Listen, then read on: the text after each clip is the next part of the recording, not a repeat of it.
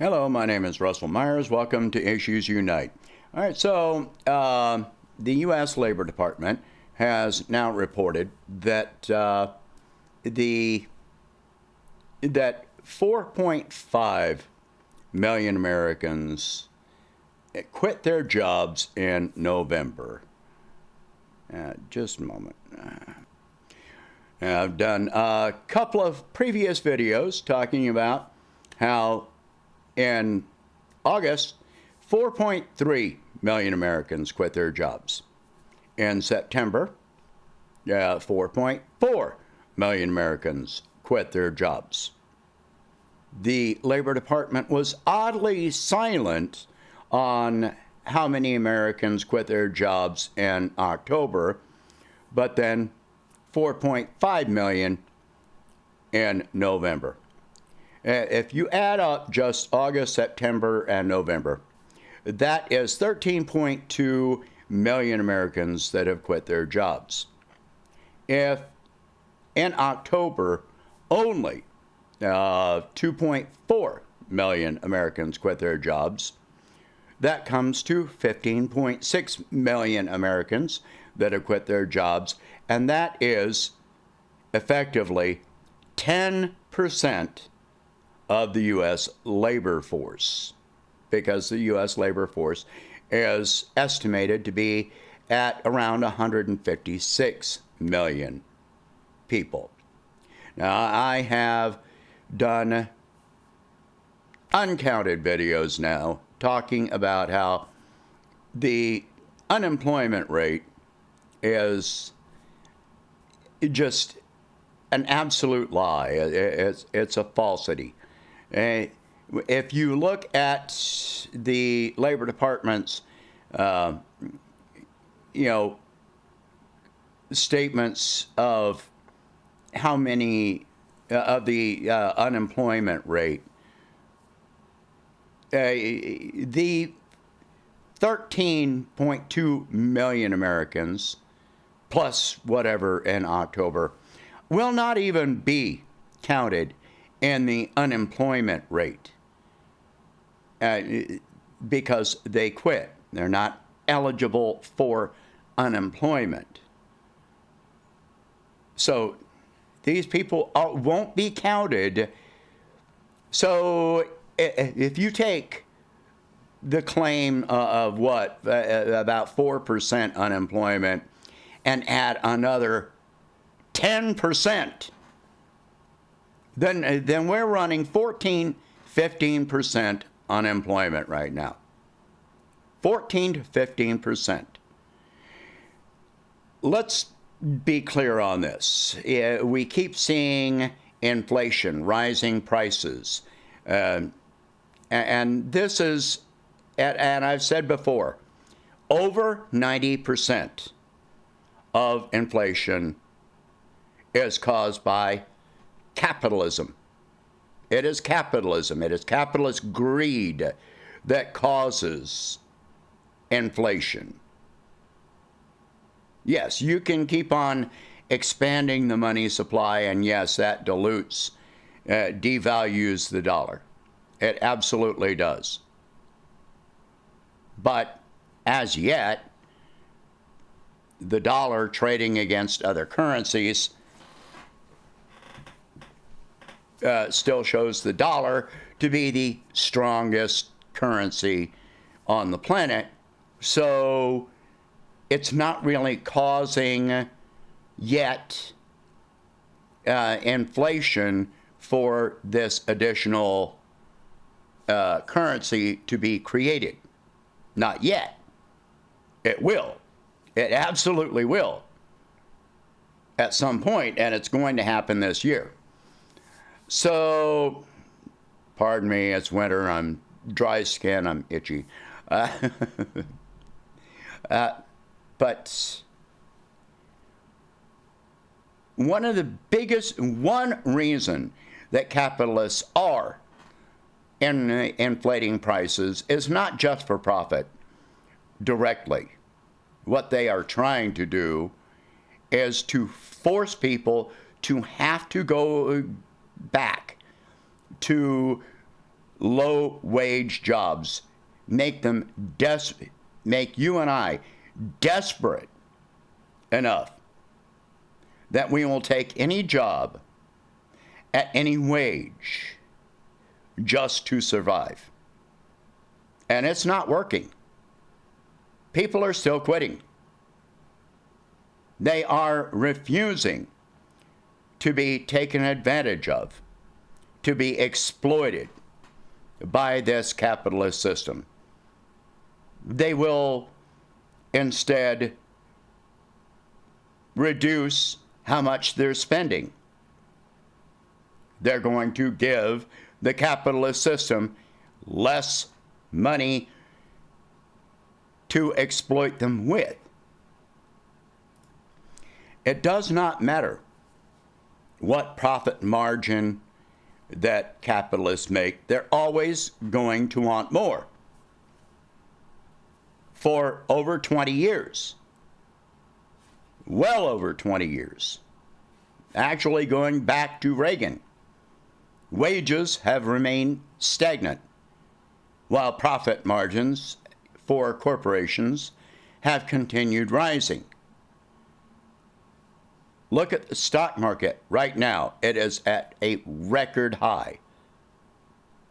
Apple alone, in the past 10 years, 20 years, they have spent over $80 billion buying back their own stock to prop up the value of their stock. That's just one corporation.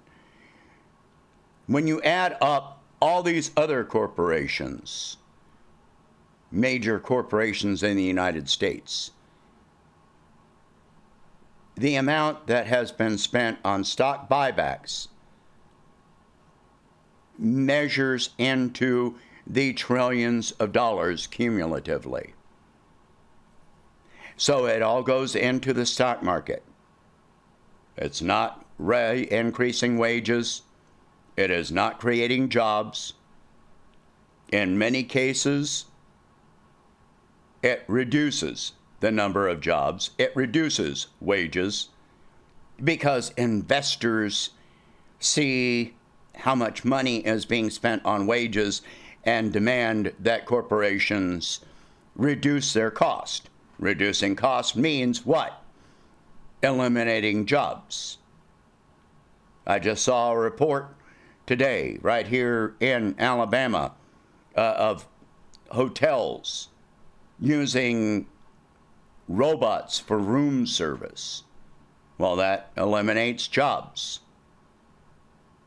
You got Flippy the robot that is being developed and actively sold at this point to fast food places, which eliminates jobs.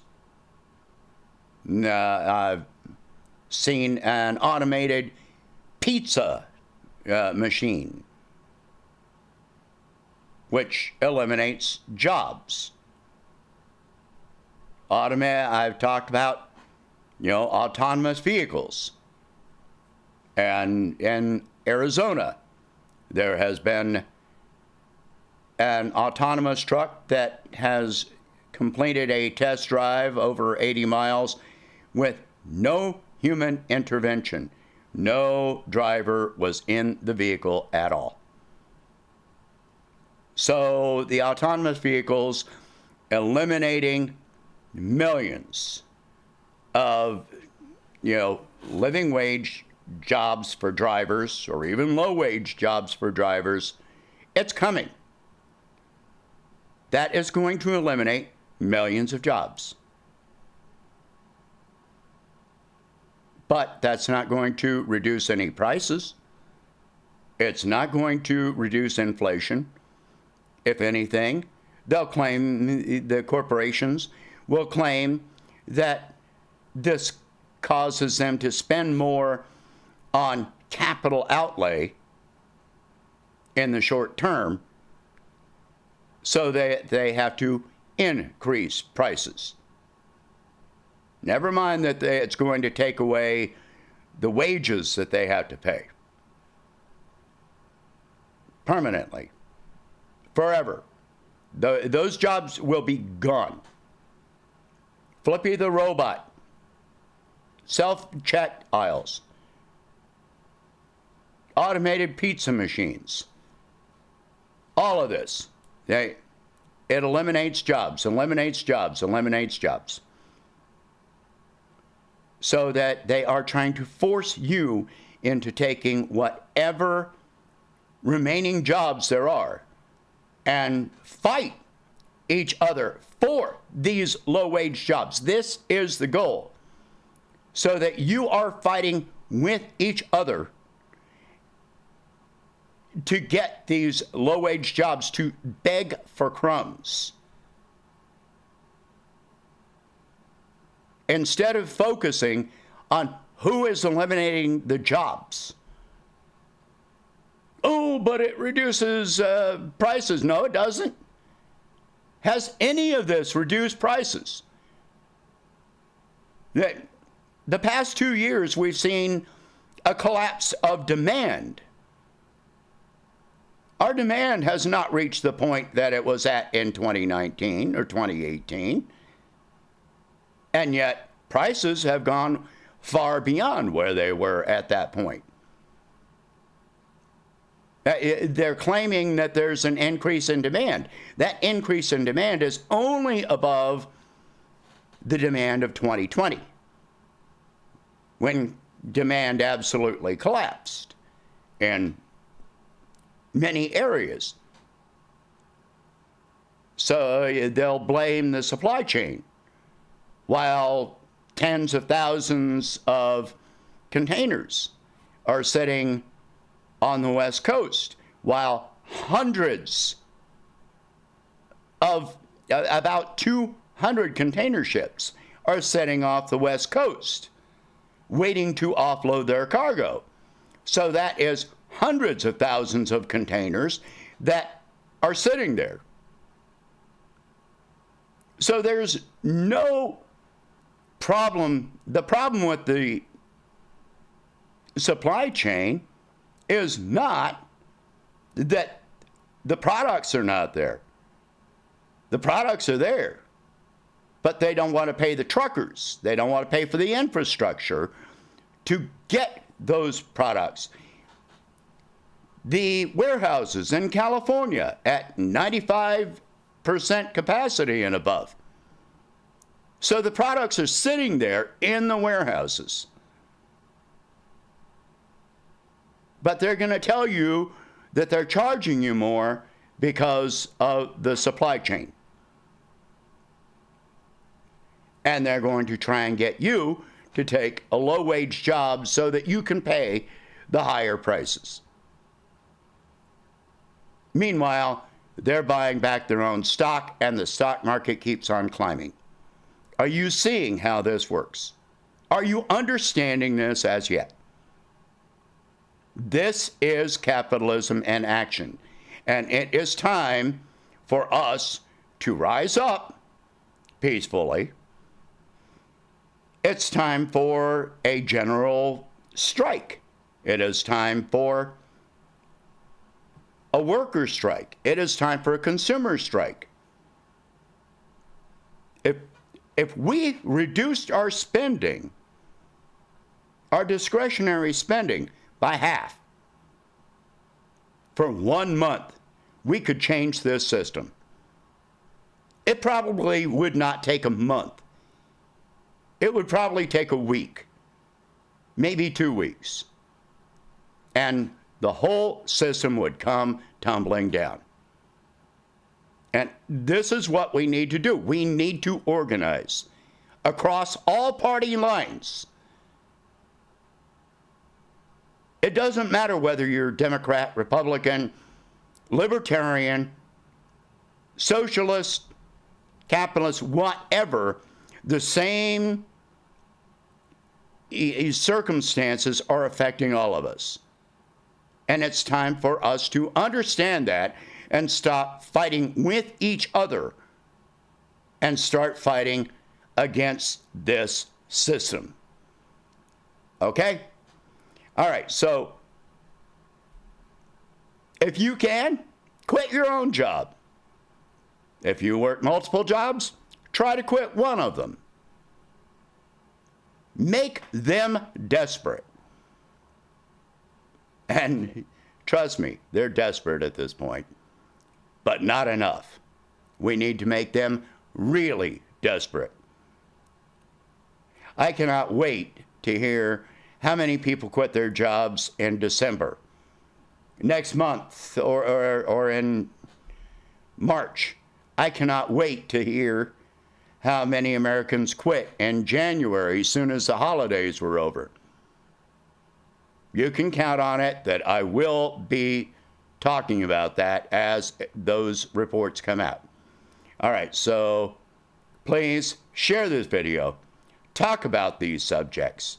If you can, please donate $1 a month to help expand the channel, and I will catch you in the next one. Happy New Year, people.